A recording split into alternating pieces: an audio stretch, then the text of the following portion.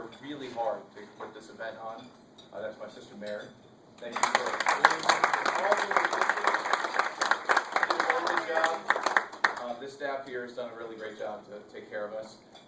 She and Anne-Marie did the decorations on your table, so as you've been enjoying some of the photographs of our history, you can thank them for that. So Mary tells me that I have the honor, as the oldest, to give a toast to our bride and groom. So I'm happy to have that honor. The priest said today that it's been 50 years, 5 decades, half a century, a long time, right? Since that really hot day back in 1962, right? And he said that you should go out there and proclaim why. What's been the secret to your longevity? Well, as we've been preparing for this day, my siblings and I have been talking about our point of view, our perspective of what's made that possible. And I want to share 3 of our secrets to your success. The first is they're inseparable, but understand the value of separation. If any of you have spent time with them, if they fill in their crossword puzzles in the morning, you know that they fill in each other's words. They're a team, right? They go after everything as a team. If you've been involved in Knights of Columbus and you've been in the kitchen with them on a fish fry, you know that they're a team, right? They're inseparable.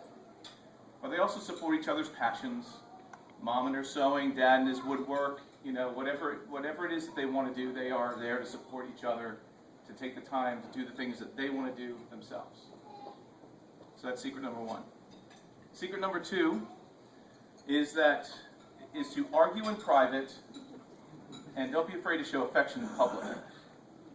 I can tell you, we struggle to think about a time that we ever saw them fight in public. I'm sure that they did argue in private. We were never there for it. But I can tell you that, those of you that know my dad, he's an emotive person. I think that's a word.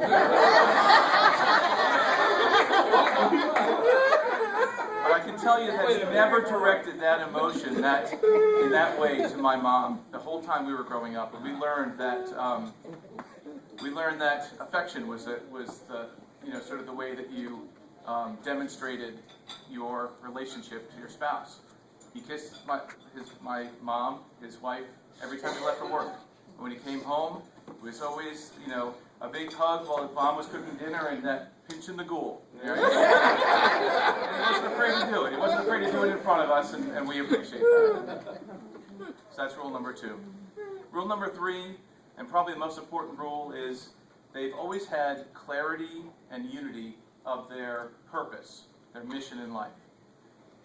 We did not, as children, have the luxury of, if we didn't like what Mom said, go talk to Dad. Because we knew that they were going to have exactly the same thing to say to us. They had very clear vision of what they wanted for us to grow up to be. They had very strong family values, very strong faith, and we knew that. And their life has changed, right? So they're no longer raising children, but their unity and clarity of mission hasn't changed. You can see it in the way that they contribute to the community. They want to make an impact on the world. They want to leave the world a better place than when they got here.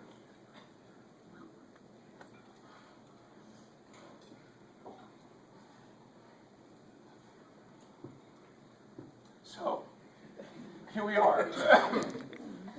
Here we are, 50 years later. Your children, your extended family, your friends, and we are all a reflection of the life you've led, the team you've been. We love you.